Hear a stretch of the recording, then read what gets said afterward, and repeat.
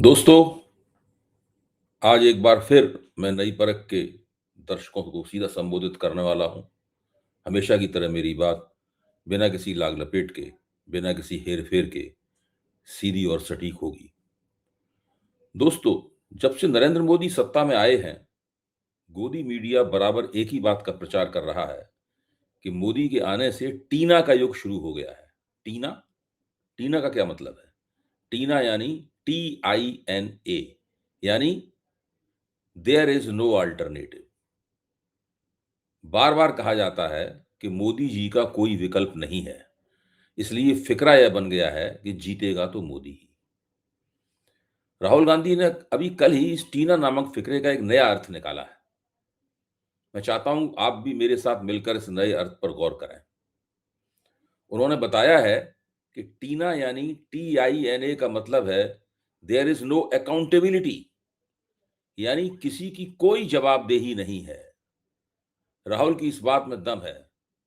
सीधा हिसाब हिसाब लगाया जाए तो पूरी नंगी हकीकत निकल कर आ जाती है। उसे देखकर दिल घबरा जाता है, गुस्सा भी आता है। मोदी जी के पिछले 11 साल के शासनकाल की बात तो छोड़ ही दीजिए, उनके केवल पिछले 2 साल के कार्यकाल के दौरान 20,000 से ज्यादा भारत के नागरिक केवल उनके कुशासन की वजह से जान देने पर मजबूर हुए हैं। केवल पुलिस की हिरासत और मौतों और रेलवे क्रॉसिंग पार करते समय मरने वालों की संख्या अगर जोड़ दी जाए, तो वही 20,000 से ऊपर चली जाती है। वह तो सरकार चालाकी से किसानों की आत्महत्या के आंकड़े नहीं देती, वरना यह संख्या कहां पहुंच जाती इसकी कल्पना ही नहीं कर सकते आप। राष्ट्रीय अपराध रिकॉर्ड ब्यूरो इतना तो बता ही देता है कि 2019 से लगातार प्रतिवर्ष 10,000 से ज्यादा किसान आत्महत्या कर रहे हैं। कुछ भी होता रहे, कोई कुछ भी करता रहे, भ्रष्टाचार होता रहे, पुल गिरते रहें, अस्पतालों में आग लगती रहे, हवाई जहाज़ों की दुर्घटनाएँ होती रहें, मेले, त्योहारों और सत्संगों में भगदड़ मचती रहे, चमकदार कैरियर वाले युवक कारों समेत गड्ढों में गिरकर अकाल मृत्यु के शिकार होते रहें। मणिपुर जैसे पूरे के पूरे प्रदेशों में 2-2 साल तक हिंसा की आग सुलगती रहे। मोदी जी पर कोई फ़र्क नहीं पड़ता। मौत की सौदागरी कल भी थी, आज भी जारी है। राहुल के शब्दों में कहें तो मोदी के शासन में आम लोगों की अकाल मृत्यु एक न्यू नॉर्मल बन गई है। दोस्तों, यह सूची बहुत लंबी है। इस वार्ता में मोटे तौर पर आपको बताता हूं कि आपको कहां-कहां और कब-कब मोदी के मैं आपको बताता हूं कि कब-कब, कहां-कहां मोदी के कुशासन के कारण लोगों को अपने प्राण खोने पड़े हैं। राहुल गांधी ने दिखाया है कि मोदी के इस कथित अमृतकाल में सड़कें लोगों को मार रही हैं, पुल लोगों की जान ले रहे हैं, आग लोगों को जला रही है, पानी उनकी मौत का कारण बन रहा है, प्रदूषण से लोग मर रहे हैं, भ्रष्टाचार की वेदी पर उनकी बलि दी जा रही है। पुलिस हिरासत में जाने का एक मतलब यह भी बन गया है कि कई लोग हवालात से जिंदा वापस नहीं आते। कभी सोनिया गांधी ने मोदी को मौत का सौदागर कहा था। वह संदर्भ गुजरात की लंबी चली अल्पसंख्यक विरोधी हिंसा का था। सोनिया गांधी का कहना था कि अल्पसंख्यक विरोधी हिंसा के बदले मोदी ने चुनावी जीत का सौदा किया था। भाजपा के पैरोकार इस बात को लेकर बहुत उछल-कूद मचाते हैं।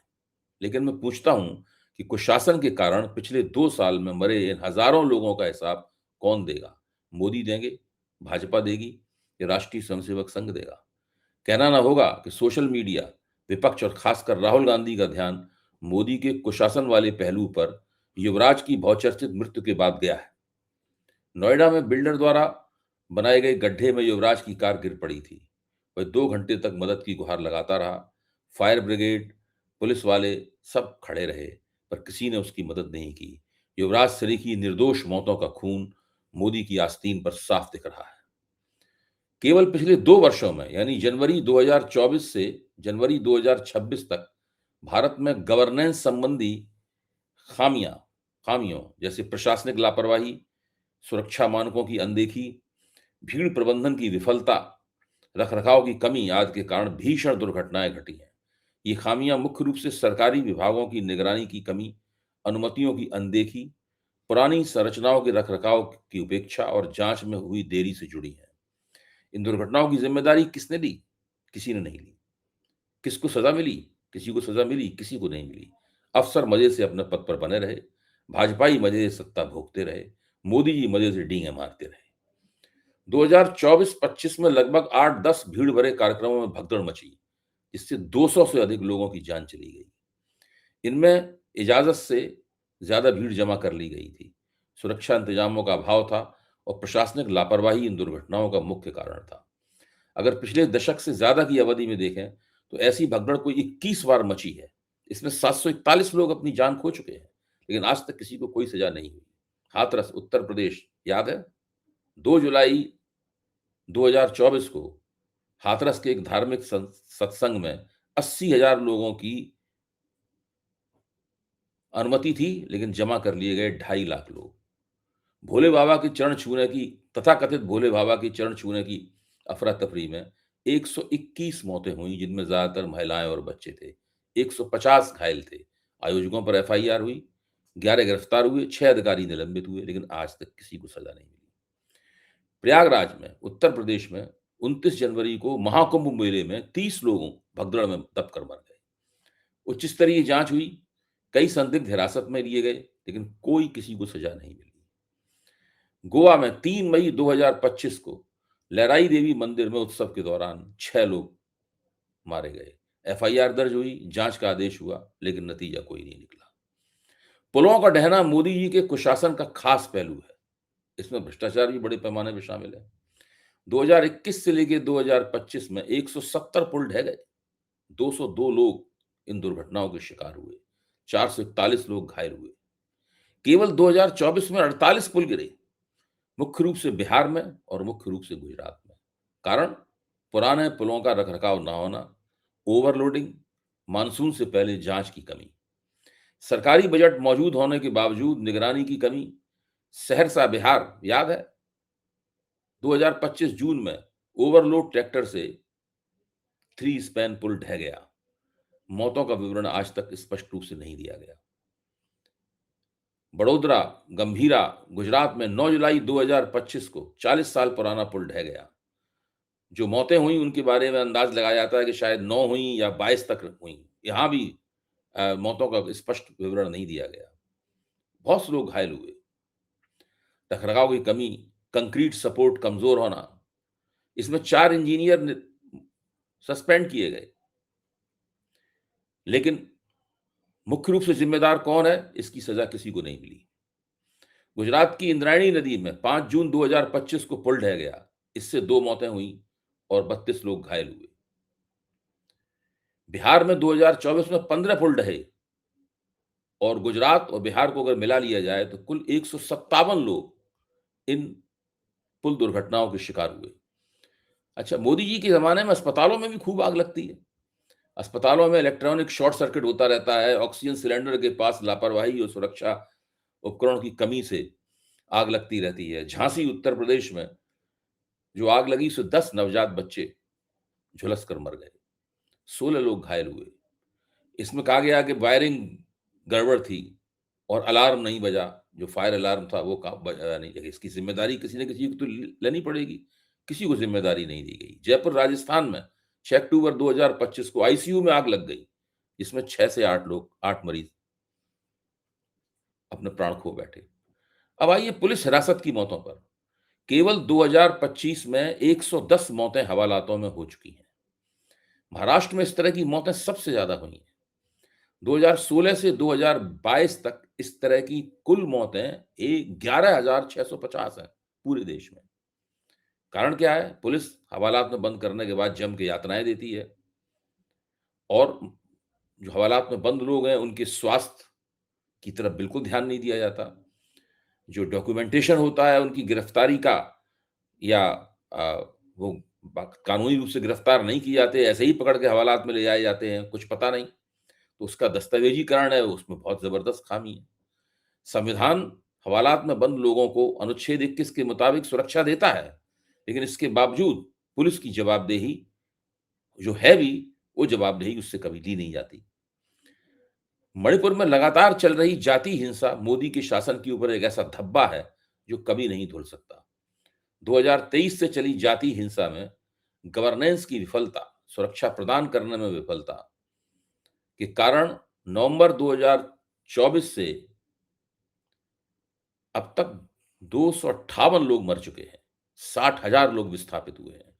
2025 की हिंसा में और भी ज़्यादा मौतें हुई हैं। यह हिंसा आज अभी भी जारी है। इसके प्रमाण मौजूद हैं कि भाजपा के मुख्यमंत्री ने ही एक जातीय गुट को हथियारबंद किया ताकि दूसरे जातीय गुट का हिंसक दमन किया जा सके। भाजपा की सरकार सीधे-सीधे इन मौतों की ज़िम्मेदार है। निर्दोष लोगों की मौत की एक श्रेणी तो ऐसी है जिसमें थोड़ा-सा ध्यान देने से हज़ारों लोगों को मरने से बचाया जा सकता है। पर मोदी सरकार आँखें बंद किए हुए बैठी रहती है। मसलन मुंबई सबअर्बन रेलवे में औसतन रेलवे क्लासिंग क्रॉसिंग पटरियां पार करने वालों में से कम हर रोज औसतन 10 लोगों को मौत का सामना करना पड़ता है। यानी पिछले 2 साल में 7,000 से लोग रेलवे और जो केंद्र सरकार की जिम्मेदारी है कि लापरवाही से मरे हैं। 50 से ज्यादा लोग रेल हादसों में वैसे ही अलग से जान दे चुके हैं। लोग जमीन पर ही नहीं, हवा में भी मर रहे हैं। एयर इंडिया का विमान गिरने से 260 लोग मारे जा चुके हैं। दोस्तों, मोदी की सरकार एक दुर्घटनाग्रस्त सरकार है। इसके ज्यादातर मंत्रालय भी दुर्घटनाग्रस्त हैं। विदेश मंत्रालय को ट्रंप की दुर्घटना ने वह आघात पहुंचाया है कि कोई अस्पताल उसका इलाज नहीं कर सकता। गृह मंत्रालय को आतंकवाद की दुर्घटना लग चुकी है। 30 से ऊपर आतंकवादी वारदातों और 50 मौतों का बोझ उसके ऊपर है। नागरिक उड्डयन मंत्रालय के बारे में तो जो कहा जाए वह कम है। एयर इंडिया से इंडिगो तक इस मंत्रालय में सब कुछ अव्यवस्थित है। वित्त मंत्रालय आज तक एक भी ऐसा बजट नहीं दे पाया जिसने देश के गरीबों, बेरोजगारों और आम लोगों को राहत दे पाई हो। मौतों की ये सूची भी लंबी है। अक्षमता और दूरदर्शिता से भरपूर योजना का अभाव अपने आप में बेमिसाल है। कोई जिम्मेदारी लेने को तैयार नहीं है। इसीलिए दोस्तों, राहुल गांधी ने अपील की है कि हर आम भारतीय की जिंदगी आज एक ऐसे ही एक नर्क की यातना बन गई है। सिस्टम सत्ता के सामने बिक चुका है। सब एक दूसरे की पीठ थपथपाते हैं और मिलकर जनता को रौंदते हैं। देश में लालच की महामारी फैल चुकी है। शहरी सड़न इसका सबसे डरावना चेहरा है। हमारा समाज इसीलिए मर रहा है क्योंकि हमने इस सड़न को न्यू नॉर्मल मान लिया है। सुन, निःशब्द, बेपरवाह, जवाबदेही की मांग करो, वरना ये सड़न हर दरवाजे तक पहुंचेगी। दोस्तों, आज की सीधी बात खत्म करने से पहले मैं आपके अपने चैनल नई परख के बारे में कुछ और भी कहना चाहता हूं। आप सभी ने नई परख को इतना प्यार दिया है, इसके लिए सभी दर्शकों का तहे दिल से शुक्रिया। अगर आप चाहते हैं कि मैं आपके लिए अलग से कंटेंट बनाऊं, आपकी टिप्पणियों पर प्रतिक्रिया करूं या आपके सुझावों पर चर्चा करूं, तो आप हमारे चैनल के साथ खास तौर से जुड़ सकते हैं। अगर आप नई परख चैनल का हिस्सा बनते हैं, तो आप मेरे वीडियो बाकी सब्सक्राइबरों से 1 घंटे पहले देख पाएंगे। आपकी बातों का मैं जवाब दूंगा, आपके लिए हर दिन स्पेशल शो करूंगा और आपके सुझाव अपने वीडियो में शामिल करूंगा। आज के लिए बस इतना ही। धन्यवाद।